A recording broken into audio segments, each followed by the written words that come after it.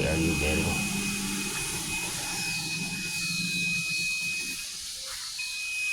Still E5. Let's check. So nag-error pa siya. E5 error, Panasonic automatic washing machine. So habang nag-spin ka, matitigil siya kasi nga mag-E5 error. So syempre may error. Okay naman lahat ng parts. Binuksan ko dito sa ilalim yan.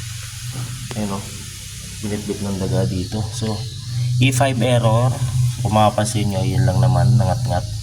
So related sa door error. So i-fix ko to, tingnan natin mamaya kung ito lang yung naging sira, no? E5 error.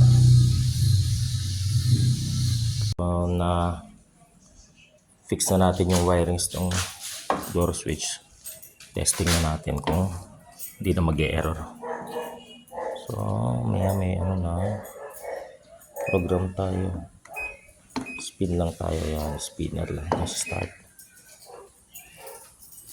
Kailangan ito magtuloy-tuloy, wala na yung E5 error. Wait.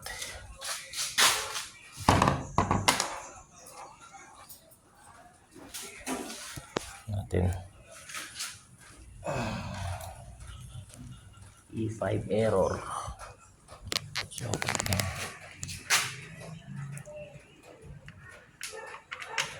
inip ka na, nak?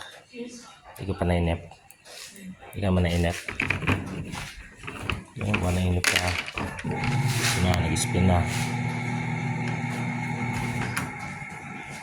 Matapos to. Pag natapos, wala error, okay na.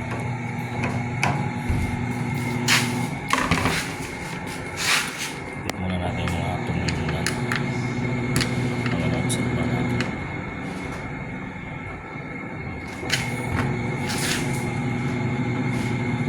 Tapusin natin, ano, kasi para sigurado, ano.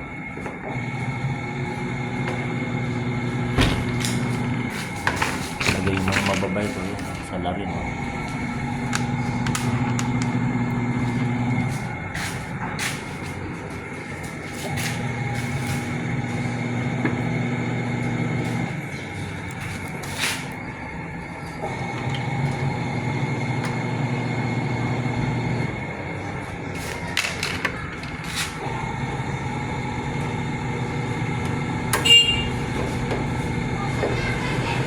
Yan, okay na to. Siguraduhin lang natin. Tapusin lang natin yung ano niya. Kasi kanina bigla nag-i-error sa gitna. Okay na.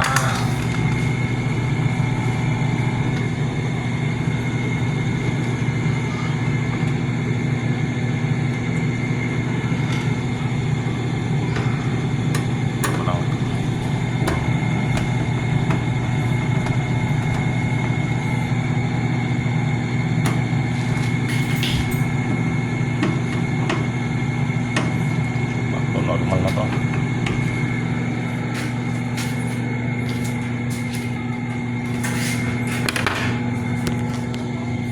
Yan, okay na. Alright, okay na. Okay, tapos na to. So yun, E5 error kanina siya. Habang nag-spin, lalabas E5 error, hindi makatapos.